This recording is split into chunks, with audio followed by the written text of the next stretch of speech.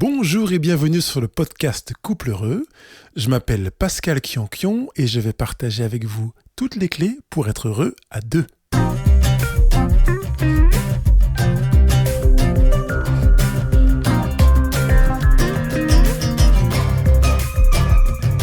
Aujourd'hui, je vais vous donner des éléments pour redonner du piment à votre couple pendant les vacances, pendant l'été.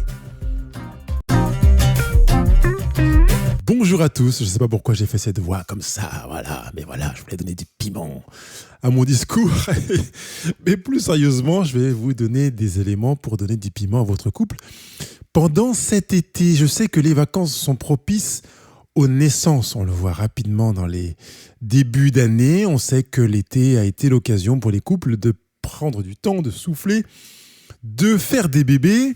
Et je voudrais aussi qu'au-delà de cette possibilité de faire des bébés, pour ceux pour lesquels ça va très bien, génial, je suis ravi, continuez à être heureux et à travailler à votre bonheur en étant conscient de ce qui participe à votre bonheur, de manière à pouvoir remettre en place ces éléments et je vais dire comme sur une table de mixage, je suis en train de faire le geste devant mon micro, là, pouvoir monter les potentiomètres qui permettent d'augmenter, de paramétrer, de donner une intensité, un volume, une ampleur, etc. à ce que vous voulez vivre parce que vous avez compris ce qui vous fait du bien, ce qui fonctionne dans votre couple, sachant que ce qui fonctionne dans votre couple ne fonctionne pas forcément dans le couple d'à côté.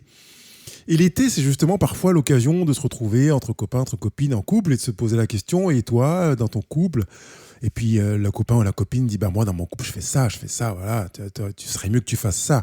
Et c'est généralement avec bienveillance, donc merci si vous l'avez fait ou si vous avez participé à ce genre d'échange. La difficulté est que on est sur du sur-mesure, c'est-à-dire qu'il n'y a aucun couple qui se ressemble. C'est comme deux feuilles d'un même arbre, aucune ne se ressemble. Donc ce que vous vivez dans votre couple peut être excellent et ne pas correspondre à ce qui est nécessaire ou utile dans le couple voisin.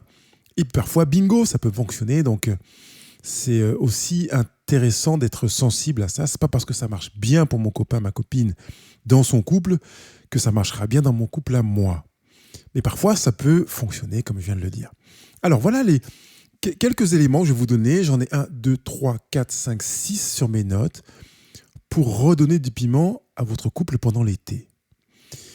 Et le premier point, c'est de baisser le stress. L'été est vraiment l'opportunité pour, je dirais, étirer le temps. Vous comprenez que c'est une image, parce que le temps s'écoule de la même manière, qu'on le veuille ou non. Mais on peut l'étirer le temps, on peut ralentir.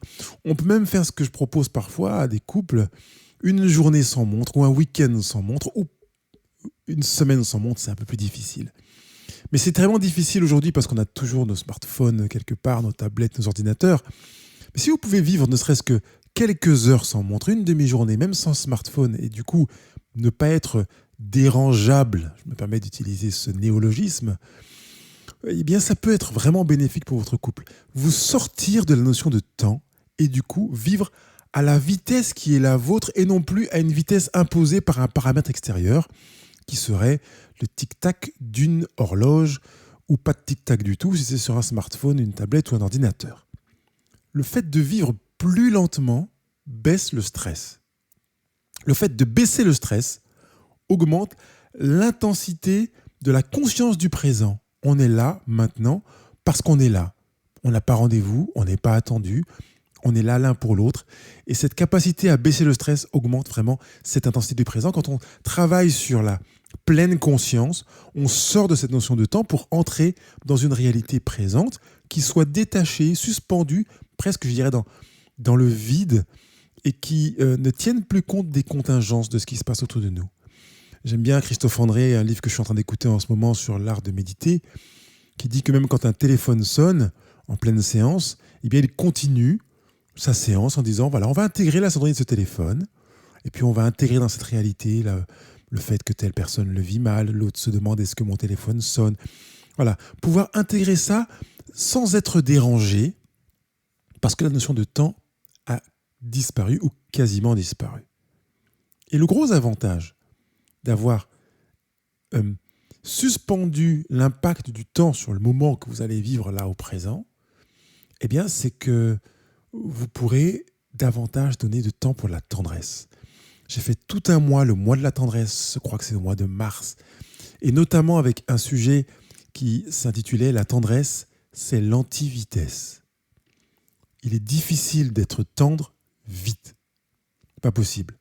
Si vous voulez faire vite de la tendresse, c'est pas de la tendresse. Le contraire, justement, c'est de la brutalité, c'est du speed.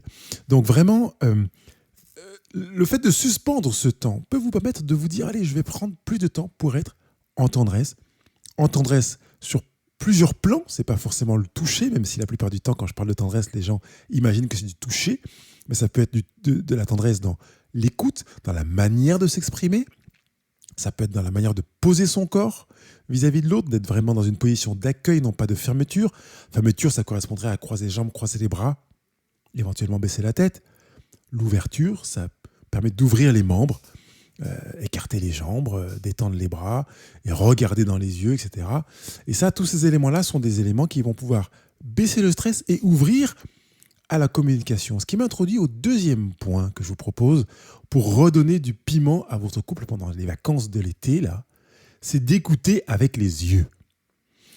Et finalement, vous voyez qu'il y a une corrélation entre ce premier et ce deuxième, parce que écouter avec les yeux demande de prendre du temps. Vous ne pouvez pas éplucher les pommes de terre, bricoler et mettre la table en écoutant avec les yeux. Ça vous demande de vous tourner, de vous poster, ne serait-ce que, même si ce n'est pas face à la personne, mais au moins votre visage face à cette personne, pour regarder votre conjoint dans les yeux. Quand quelque chose est important, on le regarde dans les yeux. Enfin, plutôt, je dirais, quand quelqu'un nous dit quelque chose d'important, on regarde la personne dans les yeux. Il y a quelqu'un qui vous dit mon frère a eu un accident de moto. Et si vous faites la vaisselle, vous allez arrêter, vous allez faire une pause, vous allez vous tourner pour dire ah bon, mais c'est grave, vous posez des questions, vous intéressez à ce qui s'est passé. Si vous continuez à faire votre vaisselle tout en continuant à vous intéresser à ce que la personne vous a dit, vous sentez en vous-même que vous avez donné moins d'importance à ce qui vous a été dit. Une manière de donner de l'importance, c'est de suspendre ce que l'on est en train de faire et de tourner son regard pour le plonger dans les yeux de l'autre.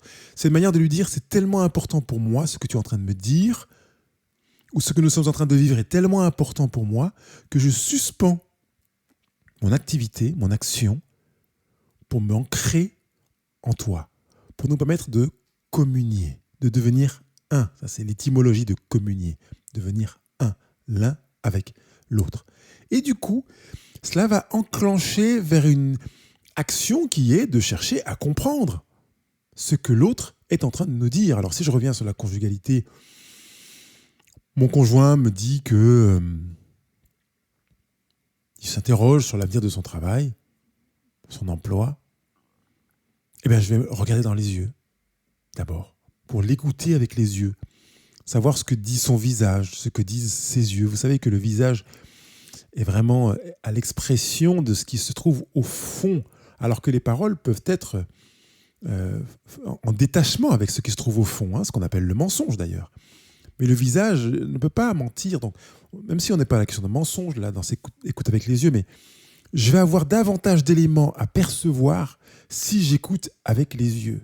Parce que je vais pouvoir lire des choses sur le visage, sur le regard, sur la manière dont la bouche et le regard se baladent, les mimiques, tout ce qui dépasse aussi certains éléments, même si vous n'avez pas appris à lire sur le visage de quelqu'un, vous percevrez des éléments. Et ensuite, vous allez chercher à comprendre ce que l'autre a vécu. Même si vous n'êtes pas d'accord avec ce que votre conjoint est en train de partager, c'est égal. L'idée n'est pas d'être d'accord avec lui, de chercher à comprendre ce qu'il vous dit, à bien écouter, à être à son écoute. Imaginez que vous déroulez un tapis rouge, ou la couleur préférée de votre conjoint, si vous ne voulez pas mettre du rouge, mais la symbolique, c'est le tapis rouge, pour que l'autre puisse avancer progressivement et que vous déroulez le tapis au fur et à mesure qu'il s'ouvre à vous pour pouvoir continuer à cheminer jusque là où il veut aller. C'est à lui de décider la distance, c'est à lui de décider la direction, mais vous donnez les moyens, les outils, les aides pour lui permettre de s'exprimer. Et là, vous allez redonner du piment à votre existence conjugale. Parce que vous allez vraiment donner de la consistance à votre relation, à ce qui vous lie l'un à l'autre, qui vous relie. Donc, être à l'écoute avec les yeux est le deuxième moyen que je vous propose pour donner du piment à votre couple pendant cet été. Vivez-le pendant l'été. Et si vous avez découvert que c'est vraiment génial, ça vous fait du bien sur la conjugalité et que vous voyez l'impact que cela a sur votre conjoint, eh bien, adoptez-le. Faites-en un outil que vous baladerez avec vous au fil de l'année, même au-delà de cette rentrée scolaire qui aura lieu dans quelques semaines. Troisième moyen que je vous propose, c'est d'engager des échanges sur le fond.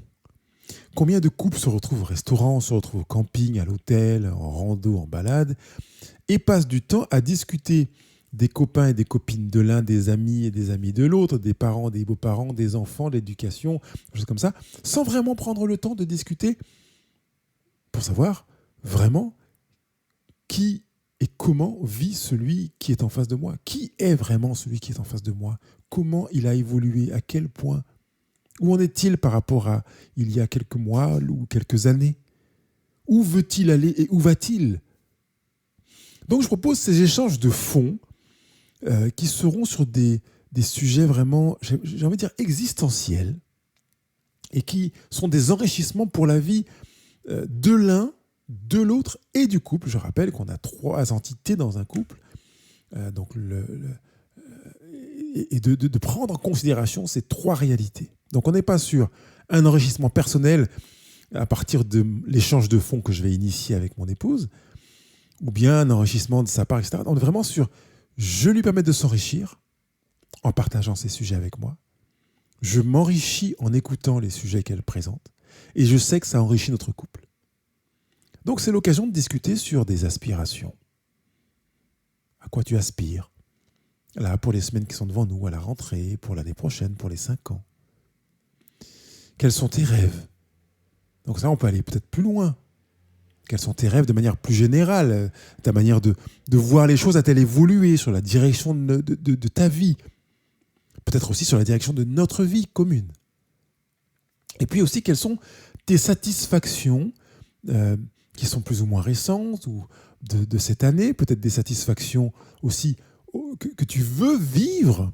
Donc ça correspond un petit peu aux aspirations et aux rêves. Les satisfactions peuvent donc toucher à des réalités qui sont passées, mais aussi peut-être présentes, et puis à venir, plus ou moins loin. Et puis quels sont tes désirs, les choses que tu aimerais vivre aussi. Et on peut aussi jouer à un jeu qui est le jeu de la baguette magique. Si tu avais une baguette magique, qu'est-ce que tu transformerais de ta vie, de ton existence? Qu'est-ce que tu transformerais, si tu avais une baguette magique, de notre vie à 2? Ou qu'est-ce que tu transformerais de notre vie familiale? Ou peut-être dans ton travail? Ou dans ta relation avec tes parents, ou des amis, etc. Vous pouvez choisir les domaines ou être plus large, de manière à permettre vraiment à votre conjoint de s'exprimer et de s'enrichir. Parce que quand on partage quelque chose soi-même, on s'enrichit. Ça permet à la personne qui s'exprime d'avancer en elle-même. Parce que généralement, si vous lancez la question, il est très peu probable que votre conjoint ait pris le temps de réfléchir à ses aspirations, ses rêves, satisfactions, désirs, en se disant, si on discute ensemble, on ne sait jamais, pendant les vacances, je pourrais dire à mon conjoint telle et telle chose. Ça peut arriver, mais la plupart du temps, il sera pris au dépourvu, votre partenaire. Donc, enrichissez-vous de cela, enrichissez votre conjoint de cela, et enrichissez aussi votre couple avec ces temps d'échange de fond. Ça peut se faire dans une balade, c'est pas forcément assis autour d'une table. Vous pouvez le faire pendant une rando, pendant les enfants sont devant, vous pouvez discuter ensemble. Vous pouvez le faire quand les enfants sont couchés, si vous avez des enfants, en vous asseyant devant votre tente de camping au clair de lune. Vous pouvez le faire coucher dans la pelouse, comme quand vous étiez gamin, en regardant les étoiles. Libre à vous de le faire quand et comme vous le voulez. L'important, c'est que vous ayez pendant cet été des échanges sur le fond, où vous vous rencontrez en tant que 2 êtres vivants avec le cœur battant et pas simplement sur la surface avec les contingences quotidiennes. Un autre moyen que je vous propose pour redonner du piment à votre couple pendant l'été et les vacances, c'est de vous toucher Alors normalement, dans un couple, on se touche. Je dis bien normalement, parce qu'il y a des couples dans lesquels on ne se touche même pas, ou même plus. Alors si vous ne vous touchez pas ou plus, eh bien recommencez à vous toucher. Ça peut être un défi, et peut-être aurez-vous besoin de le verbaliser, mais peut-être n'aurez-vous pas besoin de le faire. Quoi qu'il en soit, allez dans cette dynamique qui consiste à toucher votre conjoint. Donnez-lui l'opportunité d'entendre, de sentir dans votre toucher que vous êtes là. Je ne suis pas dans un toucher sexuel. Je ne suis pas dans un toucher que de tendresse. Vous pouvez choisir de donner des tons à votre toucher ou à vos touchés, de manière à ce que le toucher que vous voudrez donner soit un toucher qui dise « tu es là, je suis là, nous sommes un couple ». Ça peut être une main sur l'épaule, ça peut être une main sur la hanche, ça peut être une main dans la main, ça peut être une main sur la main, ça peut être un pied en contact, ça peut être une jambe sur la cuisse. Bref, allez dans la direction de ce que vous savez qui permet à votre conjoint d'être à l'aise. Et si vous ne vous touchiez plus, eh bien évidemment, commencez par toucher des zones qui sont non interprétables comme étant des zones de toucher sexuel. Donc évitez la poitrine, les fesses, les hanches trop près de là où ça pourrait gêner, etc. Donc commencez par les mains, la nuque, mettez une main sur la nuque, venez lui caresser légèrement ou en même temps peut-être lui masser un peu le cuir chevelu. Allez sur YouTube, regardez des vidéos pour savoir comment masser et détendre quelqu'un sur le cuir chevelu. Vous pouvez trouver tellement de choses aujourd'hui que c'est l'occasion de faire cela pour se toucher. Même, je dis, pendant que vous faites la cuisine, pendant que vous vous baladez, pendant que votre conjoint vous dit qu'il est très content de quelque chose, vous voulez peut-être lui dire que vous avez beaucoup apprécié quelque chose. Une chose qui est très forte pour être sûr d'être bien entendu et en même temps de toucher, c'est de prendre les deux mains de votre conjoint et de le regarder dans les yeux pour lui dire « Je suis heureux que tu sois mon conjoint, ma femme, mon partenaire, mon mari, mon époux, le mot que vous voulez. C'est bon que tu sois là. » Vous touchez ces deux mains et vous le regardez ou la regardez dans les yeux en même temps et vous allez véhiculer quelque chose de plus fort que si vous le dites simplement oralement. Et ça peut être vraiment l'occasion de redonner du piment à votre couple. Et si vous avez besoin d'évoquer cette question du toucher parce qu'il est devenu rare ou rarissime, utilisez ce sujet dans ce que je viens de partager avec vous juste avant, dans les échanges de fond. Je vois qu'on ne se touche pas beaucoup, selon moi, parce que vous pouvez avoir un conjoint qui a l'impression que vous vous touchez beaucoup. Donc, selon vous-même, vous avez l'impression que vous ne vous touchez pas beaucoup l'un l'autre. Comment tu vis cette manière de se toucher ? Est-ce qu'elle te satisfait ? Vous pouvez aller dans cet échange de fond sur cette question du toucher, d'un toucher pour donner, pas d'un toucher pour recevoir, mais véritablement un toucher pour donner. Et puis, le moyen suivant que je vous propose, c'est de faire l'amour avec plus d'écoute. Alors, si vous êtes habitué à faire l'amour, vous avez pris des petits plis, ou parfois des grands plis. C'est-à-dire que même quand vous passez le fer à repasser dessus avec la vapeur à fond, eh bien, vous voyez que le pli est resté. Alors, parfois, ce sont de bons plis. Vous voyez, c'est très bien. Hein. Et parfois, ce sont des plis où on se dit que ce serait peut-être intéressant de reposer la question de savoir si ce pli a bien fait d'être là ou qu'il est bien placé là. Donc, faites l'amour en vous disant... Eh bien, cet été, de temps en temps, je propose, en faisant l'amour, qu'on échange, qu'on soit vraiment à l'écoute. Et pendant que vous faites l'amour, vous vous mettrez à l'écoute de votre conjoint. Alors, ça demande d'intégrer le tout premier point que j'ai évoqué, c'est le facteur temps, baisser le stress. Prenez le temps. Et d'ailleurs, ça évoque également le premier point que j'ai évoqué tout à l'heure, c'est que la tendresse, c'est l'antivitesse. Ça vous demande de prendre du temps, parce que quand on écoute l'autre, on ne peut pas maîtriser le temps. C'est lui qui prend son temps. Il prend le temps qu'il veut pour répondre à ma demande. Donc, est-ce que quand je te caresse là, que quand je t'embrasse là, qu'est-ce que ça te fait ? Tu apprécies ? Ou guide-moi, dis-moi. Alors, va plus bas, plus haut, etc. Plus ceci, plus cela. Voilà, plus lentement encore. Que vous puissiez apprécier la main dans le dos qui passe, les baisers sur la jambe ou sur le pied en le verbalisant pour que votre conjoint sache Voilà, maintenant, je veux bien que tu remontes un tout petit peu au niveau du mollet ou dans la malléole, dans le creux. Que vous sachiez où vous allez. Faire l'amour en écoutant l'autre. Ça vous oblige à ouvrir les oreilles tout grand, à vous mettre au service et à aimer l'autre comme il a besoin d'être aimé. Ça, c'est une super école, vraiment. Et le gros avantage, c'est quand on aime l'autre comme il dit qu'il a besoin d'être aimé, eh bien, on est sûr de faire mouche à 100%. Il n'y a pas de possibilité de se dire « Oui, mais tu sais, j'ai fait ça pour te faire plaisir, mais je vois que… » Non, c'est pas possible. Vous faites exactement ce que l'autre vous dit qui lui fait du bien et vous l'entendez vous guider au fur et à mesure que vous avancez, il y a de grandes chances qu'il soit satisfait. Il y a très peu de chances, plutôt très peu de risques qu'il ne le soit pas. Et le dernier moyen que je vous donne pour redonner du piment à votre couple pendant l'été et les vacances, c'est d'appliquer les langages de l'amour de Gary Chapman. Si ça ne vous dit rien, c'est que vous n'avez pas lu le livre. Et si vous ne l'avez pas lu, ça n'est pas bien. Je dis que c'est un livre qui doit être lu par tous les couples, d'autant plus qu'il existe en version papier. Il est disponible dans quasiment toutes les librairies, parce que c'est un best-seller, a été traduit en plus de 20 langues. Mais en plus, si vous voulez le lire en étant les yeux fermés sur la plage, ou presque en faisant du tricot, il existe en livre audio. Donc vous pouvez le lire en audio aussi. Et une chose que j'aime bien faire, c'est lire à 4 mains, c'est-à-dire que ma femme lit pendant que j'écoute, et puis après on inverse, je lis pendant qu'elle écoute, et on échange. Donc si vous n'êtes que deux et que vous êtes dans des endroits un petit peu tranquilles, vous pouvez aussi faire ça, c'est-à-dire que pendant que l'un lit, l'autre écoute, et au fur et à mesure que la lecture avance, vous pouvez échanger en disant « Là, oui, je me sens vraiment concerné, ça me parle beaucoup. Là, je ne comprends pas comment tu vois les choses. » Et vous pouvez vous enrichir de cet échange pendant la lecture.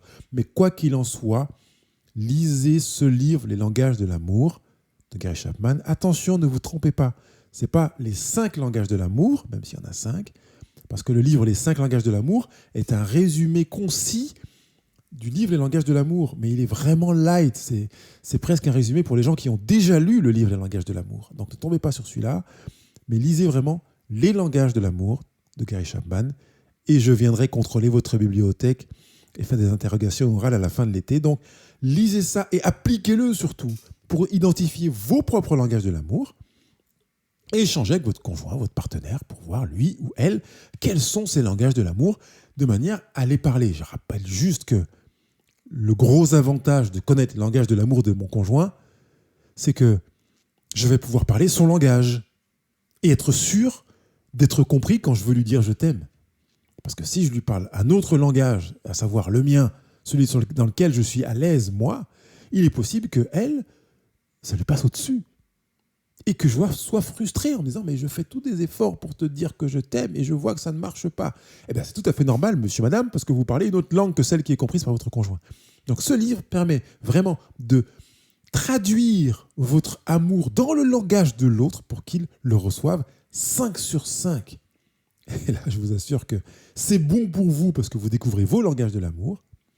C'est bon pour vous parce que vous travaillez sur vous-même pour vous adapter à votre conjoint de manière à parler son langage de l'amour, ou ses langages. En général, il y a un langage phare et un second langage ou des dialectes. Et par conséquent, vous participez à donner davantage de bonheur à votre couple. Je vous ai donné là 6 clés pour être heureux à deux. Baissez le stress, écoutez avec les yeux, engagez des échanges de fond, toucher pour donner, faire l'amour avec une écoute considérable et appliquer et vivre les langages de l'amour.